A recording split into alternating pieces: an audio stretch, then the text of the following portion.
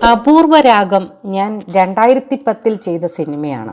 ഞാൻ അതുവരെ ചെയ്ത സിനിമകളിൽ നിന്നും വ്യത്യസ്തമായ ഒരു സിനിമയായിരുന്നു ഇത്. പുതിയ കാലത്തിൻ്റെ അഭിനേതാക്കളുടെ കൂടെ പുതിയ കാലത്തിൻ്റെ കഥയായിരുന്നു സിനിമ പറഞ്ഞിരുന്നത്.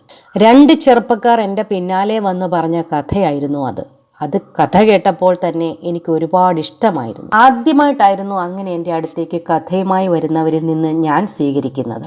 ഈ സിനിമ ചെയ്യാമെന്നും എന്നാൽ പൂർണ്ണമായും പുതുമുഖങ്ങളെ വെച്ചാകണം സിനിമയെന്നും അവരോട് പറഞ്ഞു. കാരണം ഇതിലെ 3 കഥാപാത്രങ്ങളും പ്രഡിക്റ്റബിൾ ആയിട്ടുള്ളവരായിരിക്കണം. അവരെ പ്രേക്ഷകർക്ക് മുൻപരിചയമുള്ളവർ ആക്കാൻ കഴിയില്ല. അങ്ങനെ ചെയ്താൽ ഇവർ ഏത് ഘട്ടത്തിൽ അവരുടെ സ്വഭാവത്തിൽ മാറ്റം വരുത്തുമെന്ന് പ്രേക്ഷകർക്ക് മനസ്സിലാക്കാൻ കഴിയും. കാസ്റ്റിങ്ങിനായി ഞങ്ങൾ കാസ്റ്റിംഗ് കോൾ ചെയ്യാമെന്ന ധാരണയിലായി. അതിനിടയിലാണ് ശ്യാമപ്രസാദിൻ്റെ ഋതു എന്ന സിനിമ കാണുന്നത്. അതിലുള്ള 2 പയ്യന്മാരെയും എനിക്കിഷ്ടമായി. അത് ആസിഫ് അലിയും നിഷാനുമായിരുന്നു. 3ാമത്തെ കഥാപാത്രത്തെ ഞങ്ങൾ തീരുമാനിച്ചിരുന്നില്ല. നായികയായി നിത്യ മേനോനെ തന്നെയായിരുന്നു മനസ്സിൽ കണ്ടത്.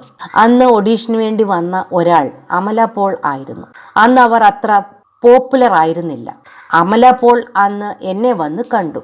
ആ നായികയായി നിത്യ മേനോനെ നേരത്തെ തീരുമാനിച്ചിരുന്നു. പിന്നെ അവരുടെ കൂട്ടത്തിൽ നിൽക്കുന്ന കുട്ടികൾക്ക് വേണ്ടിയുള്ള ഓഡീഷനാണ് നടത്തിയത്. അമല പോളിനോട് ആ കാര്യം പറഞ്ഞപ്പോൾ അങ്ങനെ ഒരു കഥാപാത്രം വേണ്ടെന്ന് പറഞ്ഞ് അവർ പിന്മാറി. പിന്നീട് അവർ തമിഴിലും മറ്റുമായി വലിയ തിരക്കുള്ള നടിയായി മാറി. സിബി മലയിൽ പറഞ്ഞു. മലയാളികൾക്കെല്ലാം ഏറെ പ്രിയപ്പെട്ട സംവിധായകനാണ് സിബി മലയിൽ.